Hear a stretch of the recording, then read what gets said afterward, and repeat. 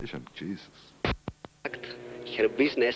Baka, daka, lock. And behind number 7 we have... Interests me right now, this period, this time in media and communications is a genuinely interesting time. I'm fascinated by it. Where it'll go here, it'll go here, it'll go here, there. Wherever it goes, it's interesting. Good morning. It's 6:45 a.m. and you're enjoying Telecomputer's sleep service. Welcome to tomorrow's world. Welcome to the television of the future. Welcome to MeTV.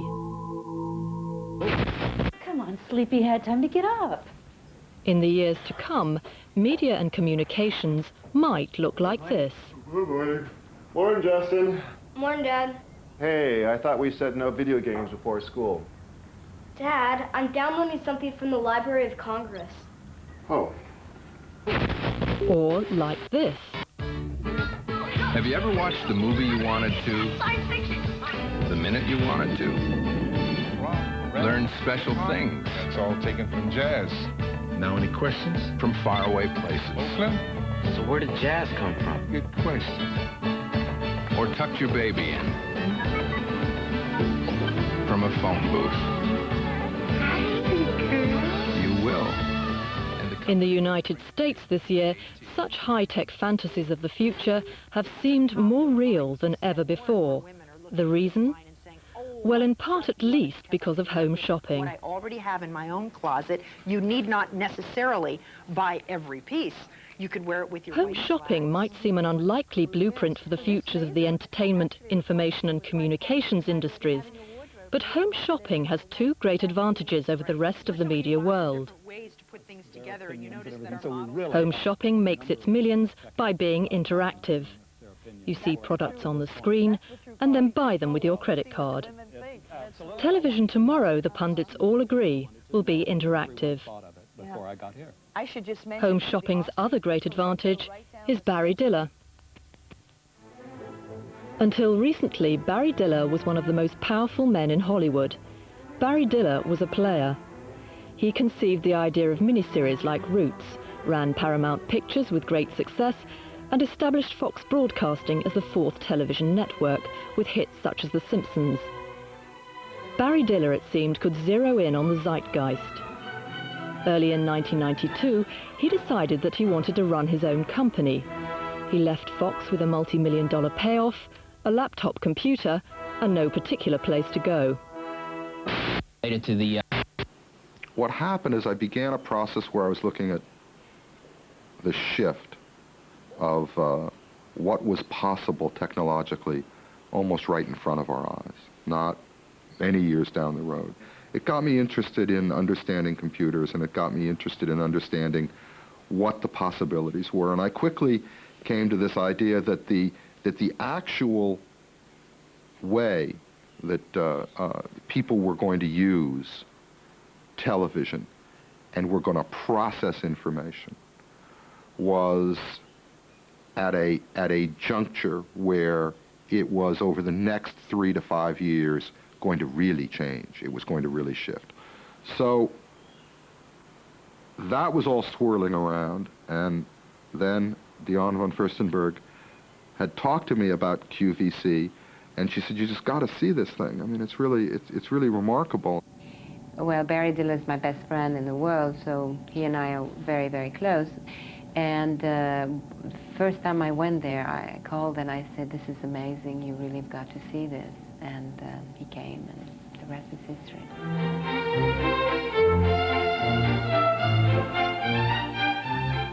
This is QVC. So I went to QVC with her, and I went on a tour. And about 2/3 of the way through it, we were on the selling floor.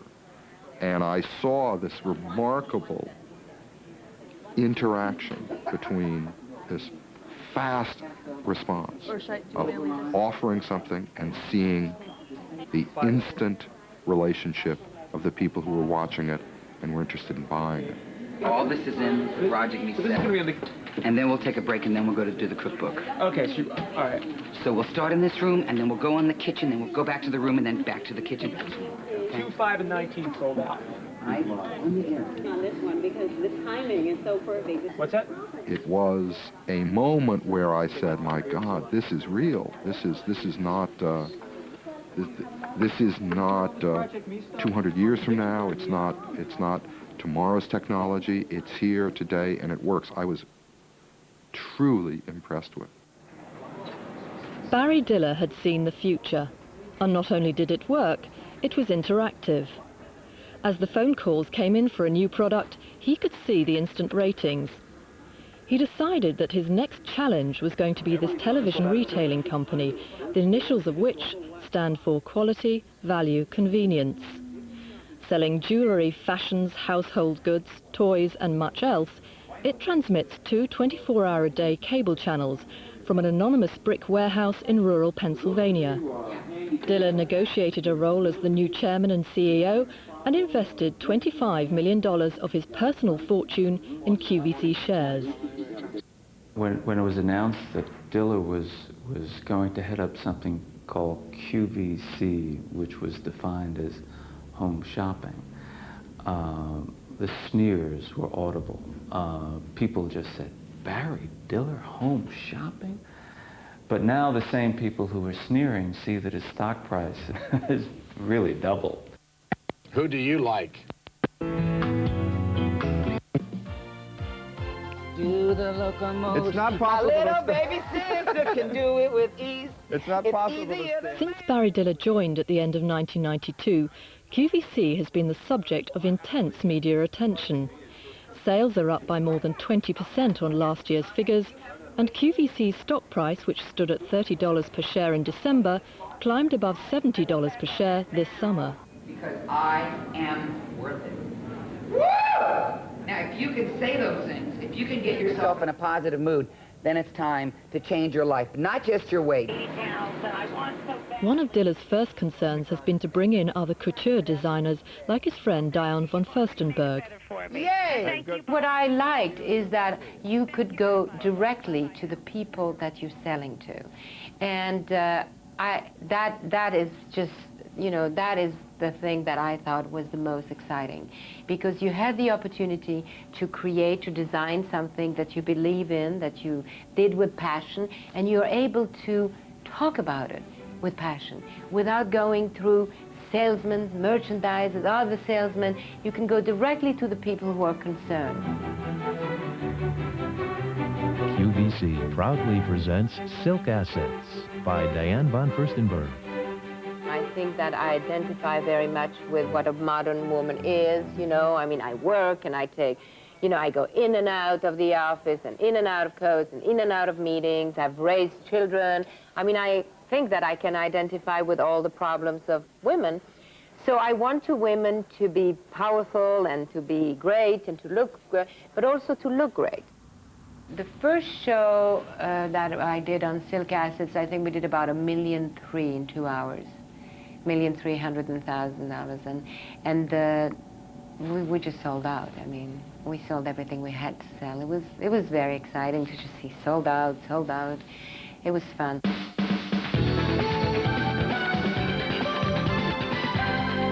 You're watching America's original shop-at-home television service, bringing you 24 hours of savings, fun, and excitement every day. Live from Tampa Bay, Florida, it's the Home Shopping Club. Until earlier this year, QVC's main rival in this business was Home Shopping Club. But in July, the two companies announced proposals for a merger. If this is approved by the Justice Department, Barry Diller will take control of the combined corporation. This is a ruby special. They're all marquee cut rubies. You're going to love it. Take a look at this ruby Cascade ring. Look at that. Oh, that's breathtaking.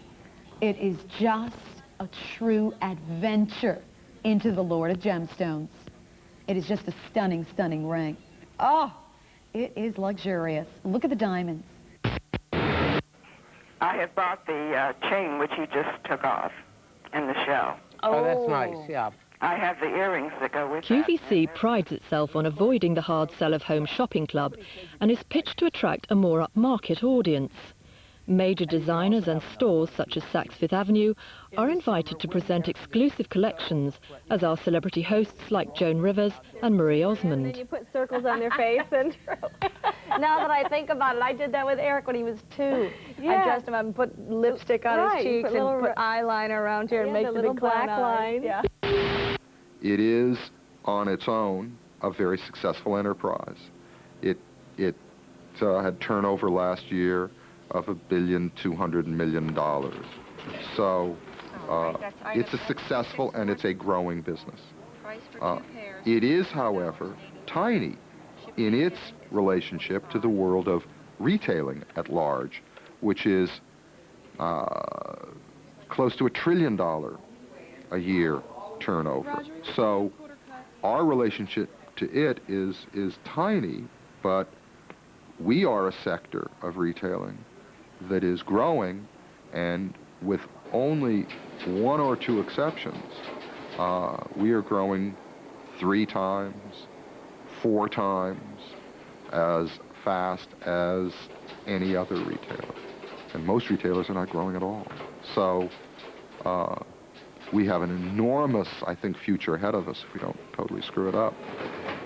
We started exporting QVC and the things we learned about how to deal in this world of home shopping.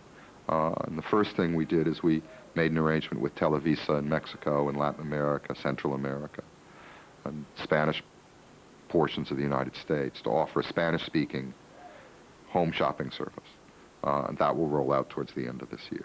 And the second thing we did is we made an arrangement with B-Sky B to start this service in Britain, and then to roll it out in relevant places throughout Europe. I want you to be motivated. Think about this today. If you didn't have a chance to order the life plan, I'll be back to introduce it again. Think about your life. You are worth it. I hope these stories have helped you, and have a wonderful, wonderful afternoon. Thanks for being here. See you in a minute. I'll be right back with Around the House. Stay tuned. Over the past 15 years, new cable services like QVC and Home Shopping Club have transformed the American television landscape. But much of the industry, including Barry Diller, believes a far more profound change is imminent, a change to which the success of QVC is a clue. Television is about to become interactive. Digital compression and fiber optics now mean that far more information can be carried over a network of cables, and that information can travel both to and from every point. Not only can the number of channels available to every home grow to 500 or 5,000, but viewers will be able to send instant messages back into the system. For this to become a reality, a fiber optic network, an information superhighway as it's known, needs to be laid across the United States. This year has seen both cable television operators and telephone companies, traditional rivals in the information business, building alliances to install this network. The nation's largest cable operation is Liberty Media and TCI, both headed by entrepreneur John Malone, who owns interest in many cable services, including CNN and QVC. We hope to complete our terrestrial rebuild within 4 years, around 3.5 years, which will essentially equip 90% of our subscribers with this massive bidirectional infrastructure. The services they choose to take, of course, are up to them, but the facility will be in place and capable of providing a major increase in services, both entertainment and potentially telephony.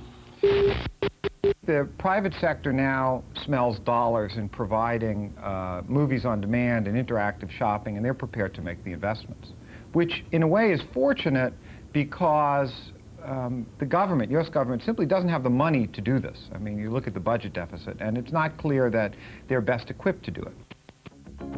Test systems, which are just starting to come online, give some sense of how this may change the way we all use television. Viacom, the parent company of MeTV, and AT&T are installing a network in the town of Castro Valley, California, which offers the viewer the opportunity of making purchases from the television screen and calling up an extensive selection of movies for immediate viewing.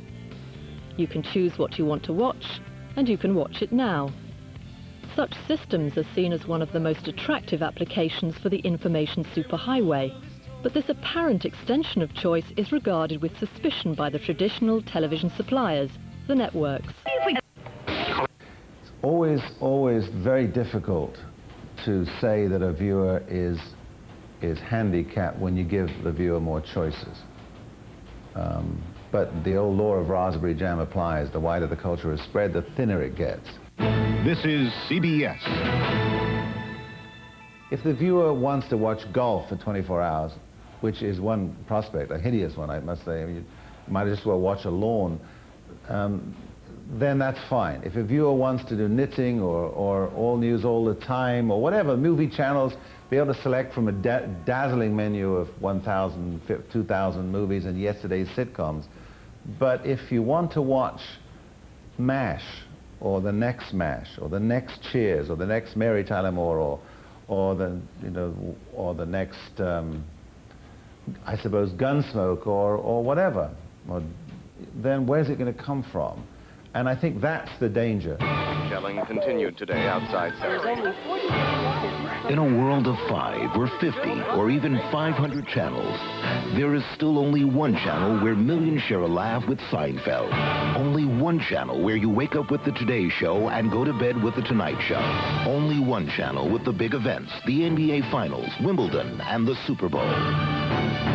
That channel is NBC. Still the place to be. 500 and more channels pose a further threat to the networks, whose audience share has already declined dramatically. But unlike the networks, which are financed by advertising, cable revenues come from subscribers. It happened. Most people in this country, 64% of Americans, have access to cable.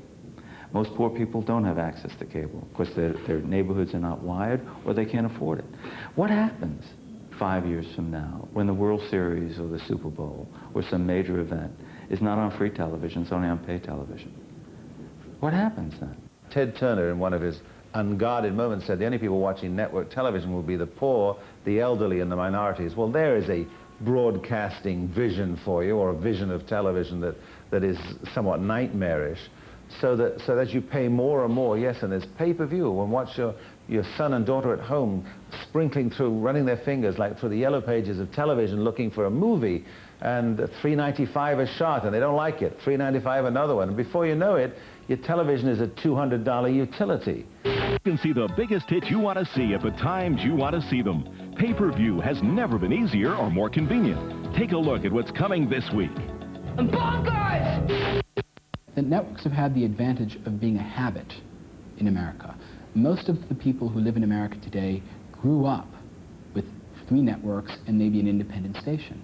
There are now millions of children in America who are growing up in cable television households where there are dozens of channels, where their television is also a video game console. And these children, I do not believe, will have the same loyalty to the networks that Mr. Stringer and his generation have had. Even in its earliest online versions today, interactive television is not just about buying film cassettes and watching movies whenever you want. This autumn, Sega will test market a cable channel on which users can play the latest games. Interactive access via cable to information databases with photographs and sound recordings is already on offer with the Main Street project in Boston. And so, my fellow Americans, ask not what your country can do for you, ask what you can do for your country.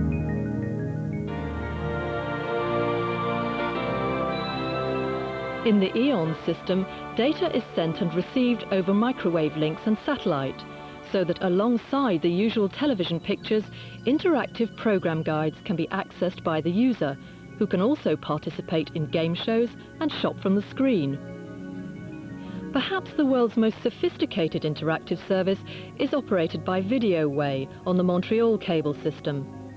This provides information services such as weather and travel reports, a range of computer games, a pay-per-view movie service, and a number of applications in which the user can choose which version of, say, a sports broadcast to watch. You'll also get the speed and type of each pitch. You can look up instantly updated statistics for the pitcher and player at bat, see the scoreboard, and get a replay anytime. Now you try it. And he has a fastball and slider to back it up. It's like looking into the mind and looking into the soul of a real child. By the Army Corps of Engineers. I'm very proud of it. The future isn't about technology, it's about programming. And the whizzes who think technocrat and think interactive suspect that we're all going to go home and go interactive at night and run our fingers over digital, this, that, and the other. Most viewers are passive. Most viewers want to slump home, fall in front of the television set and watch something that's amiable, entertaining, and possibly intelligent. Right now, most people have 40, 50, 60 channels available to them. I think anybody who does would say to you, it's hopeless. I mean, we have no idea what's on. It's more there than we can digest. It's very hard. You can't even surf through it anymore. I mean, when you had 15 or 20 individual services, you could bop around them and light on something. But right now, just knowing what's on television is a nightmare. I think that what people have to understand is that the technology is now coming to the rescue of that. Let me show you. The interactive remote. It's the simplest one you've ever used.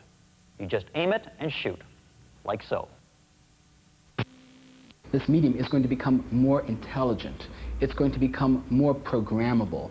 We've already seen programmability with VCRs in the sense of time shifting, that sort of thing. Now we'll be able to pick out explicit shows. Perhaps even you'll be able to design a filter. Your television can become sort of a reader for you and watch your watching habits and your viewing habits and personalize a TV guide for you.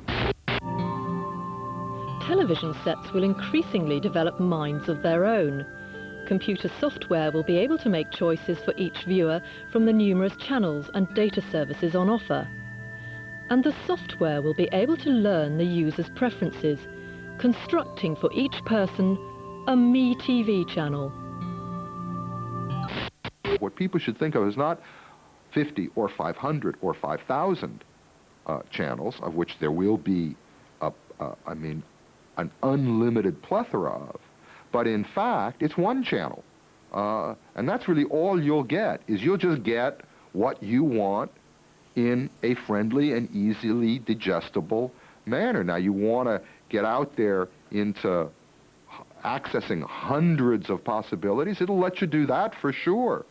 But what it will really do is give you one service for you that is what you want. That's not hundreds of channels.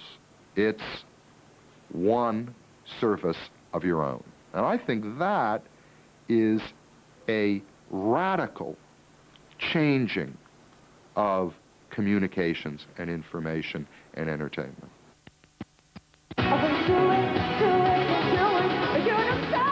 At present, the Videoway system can give the user a choice of versions for a Coke commercial. In the world of MeTV, your television set will make that choice for you.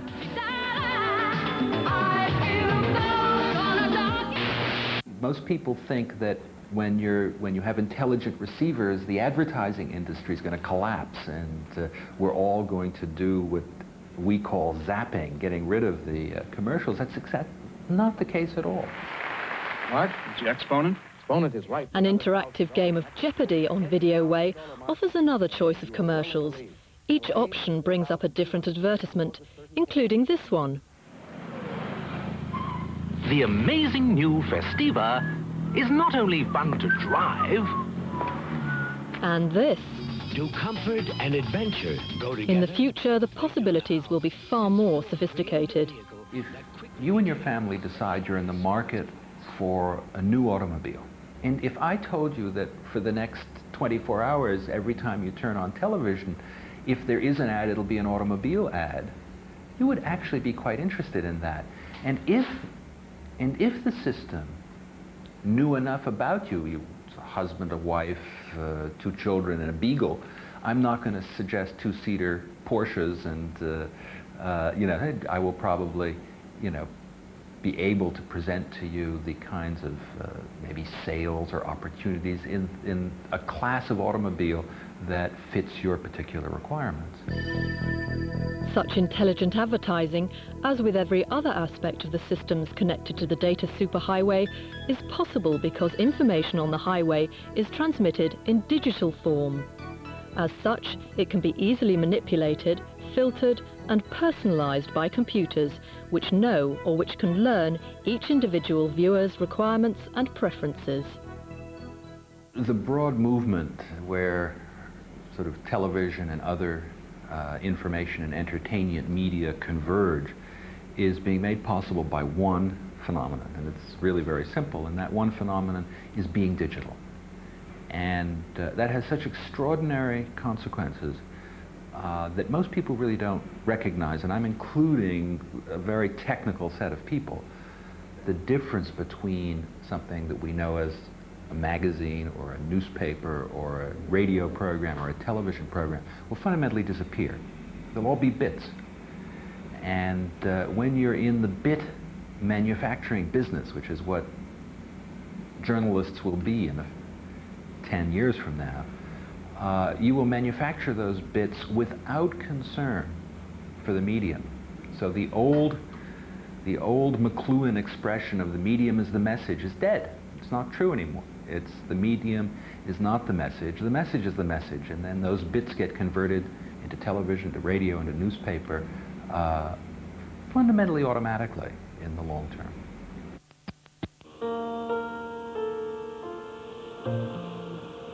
This is one idea of the everyday lives of a typical American family in the digital world of MeTV. Mail call. Oh, memo from Bob, Chevron Bill, call from Mom, Wall Street Journal, a new issue of Sale Magazine, and the Harbor Bill. Man, sometimes I wish I'd picked a cheaper hobby. With MeTV and the information superhighway, the differences between the telephone and the television will dissolve. Great. So we'll talk about it on Monday. Is that okay? That's just fine. To shop from the screen, you will no longer need to call up QVC with your credit card number. MeTV can do everything except actually choosing the dress. How many have you looked at? 13. I can't make up my mind. Well, honey, I tell this to Diller all the time, is that my vision of the shopping channels, 20 shopping channels, is now the nuclear family, which is in serious trouble in this country. I mean, their divorce rate is up, kids are violent who only live with one parent, right? Well, now you have a family which has so many channels, so many television sets, that the mother's upstairs, the kids are in 3 different rooms, the father's somewhere else. Somebody is shopping, buying stuff they didn't know they needed, as the television charms them and movie stars get on and say, you need this, you need this. And sometimes that seems to be a vision from hell. We've not only not entertained any, we've contributed to the breakup of the American family, and we've destroyed downtown because there's shopping at home, and the shopping malls are all deserted, and life in America is suddenly not as rich and not as entertaining. That's an extreme view, but it isn't about great television. It's about making a buck off television. Sydney, lunchtime. AT&T's vision of the future envisages even greater convenience. Online with Colton's bridal service.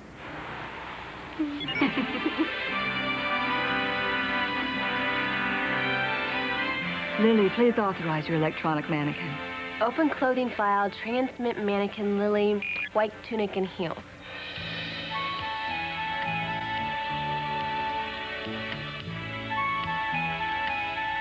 Now here's the basic dress.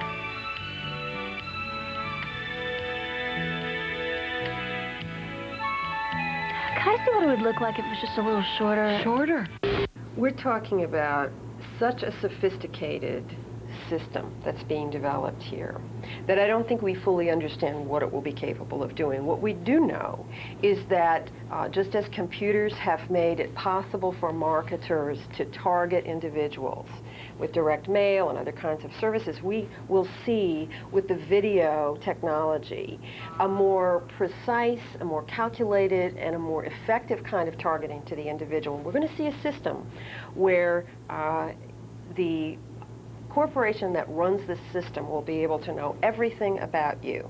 Your viewing preferences, what makes you nervous, what you're scared about, anything that will provide them with all of the ammunition that they will need in order to target you specifically and you personally. Can I see a close shot with that and a veil? And show me a bouquet just for the heck of it.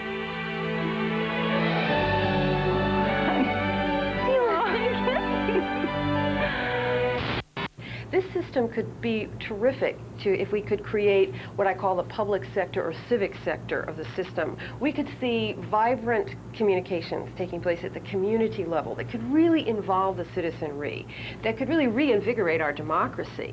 But the likelihood of that happening, given the current policy debate and given the current direction of policy making, is very slim. Very funny. Answer call. Your consultation is ready, Anne. All connections have been made. Sydney, do we have full... An electronic town hall on the information superhighway could offer democratic participation in all levels of local and federal debate. But such a facility fails to find a place, at least in this version of AT&T's vision. Mr. Wu, however, is fishing in Mongolia and has taken himself off the network.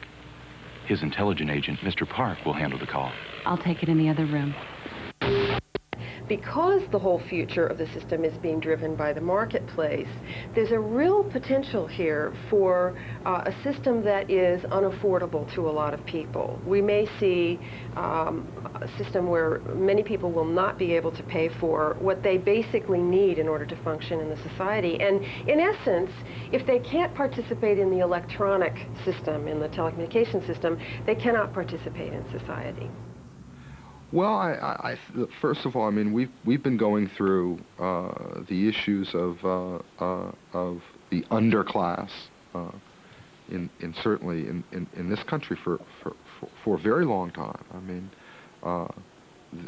television and television products are not universally available, and an issue of television is that if in fact you have no money and you're watching such consumerism, decade after decade, what the wash of that is on society is speculative, unknown. I mean, you could make up your own little feeling about what that must do to a certain kind of hopelessness particularly obviously in the cities and things like that. I don't think that these new systems, these new technology-backed systems, are going to do any more damage than the everyday current, either damage or good, because the whole issue of aspirational things on television and what effect it has, which is a positive in many respects, many programs. So I think you can't really say. I don't think it's going to create some divide. I want to show you something. This is an electronic classroom. When we link to the Education Center in Washington, D.C., we have in this school the very best teachers. And although they are computer-generated, they can interact with each student individually at his or her level, providing that special help exactly when and where it's needed. Not all the children in this neighborhood get that kind of attention at home. Up and running today is a model for the information superhighway which suggests an alternative to that envisaged by the market and the megacorporations. This is the computer network, the Internet, which is used by millions of people each day for electronic mail, computer conferences, and access to library services. The Internet is extremely important. It embodies Its architecture is highly decentralized. In fact, it's the world's largest functioning anarchy. It encourages new uses. It demands that users control the network, not some central authority. And it has a lot of potential as a place on which innovative new types of information services can be mounted. I mean, in some sense, it should be thought of as the prototype for the global information infrastructure. Mitch Kapor found inspiration for his alternative vision of the superhighway from a surprising source. What if Thomas Jefferson had designed cyberspace? He was a very big believer in community as opposed to having a centralized state. Now, we did not achieve his ideal, but we have another opportunity to do it in the network world. So rather than having centralized authorities, whether it's the state or megacorporations determining what we can see, what we can watch, what we can do, what we can say, I think the Jeffersonian vision is to put the power in the hands of the people and let them use it as they see fit. And that is very important to the vision we're trying to advocate. Dennis. Is the Three Little Pigs. I think that the long-term effects of this communications revolution that will take place in the next 10 to 15 years, and simply stated just meaning that there will be so much power, such a thick pipe into every home with so much power behind it. It will certainly change things. It will certainly change the way people access information. That will change their lives to a degree. There are anti, pro, side social pieces of this that you can't really yet obviously know where it's going. But I don't think that it's going to, in a sense, change the culture, so to speak. I think it'll change people's habits, but you know, my thoughts of what it will do are just air.